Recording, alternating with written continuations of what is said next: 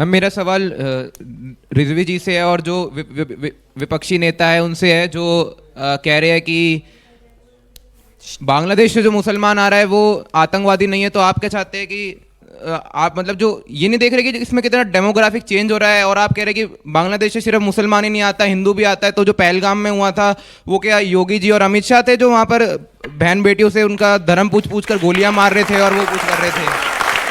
नहीं, देखिए मैंने ये नहीं कहा, रिजवी साहब से सवाल है तो रिजवी साहब को जवाब देने दीजिए। मैंने ये नहीं कहा कि वहां से आते हैं तो गलत नहीं है। मैंने ये कहा कि वहां से आते क्यों हैं, उनको रोकने की जिम्मेदारी मुमताज आलम रिजवी की नहीं, उनकी रोकने की जिम्मेदारी सरकार की है। पहलगाम में अगर आतंकवादी आ गए तो उसकी जिम्मेदार सरकार है, मुमताज आलम रिजवी नहीं है। मुमताज आलम रिजवी ने दावत नहीं दी थी कि आ जाइए और यहां पे आकर के मार दीजिए और नाम पूछिए।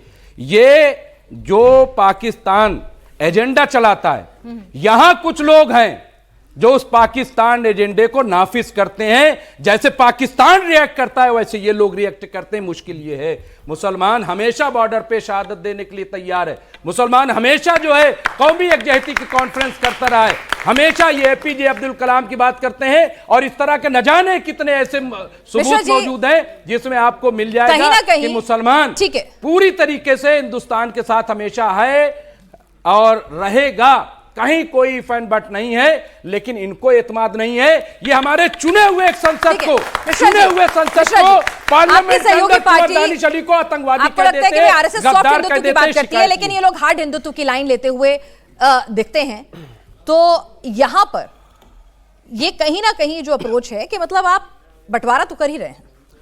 देखिए, बंटवारा कर नहीं रहे हैं। जब संसद में भारतीय न्याय संहिता की धारा में 103(2) जोड़ा जाता है, जो मॉब लिंचिंग के खिलाफ की धारा है, वो किसकी सरकार ने जोड़ा? मॉब लिंचिंग हो रहा था, सब खामोश चुपचाप बैठ के तमाशा देखने तो नहीं आए थे ना।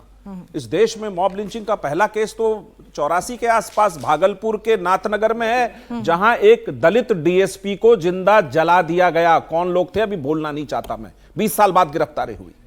दादरी में जब अखलाक की हत्या मॉब लिंचिंग में होती है, सरकार किसकी थी? कोई नहीं बोलेगा, मुंह नहीं खोलेगा। जब एक व्यक्ति, इस देश का नेता, पत्रकार से उसकी जात पूछकर उस पर हंसी उड़ाएगा तो इस देश में क्या होगा?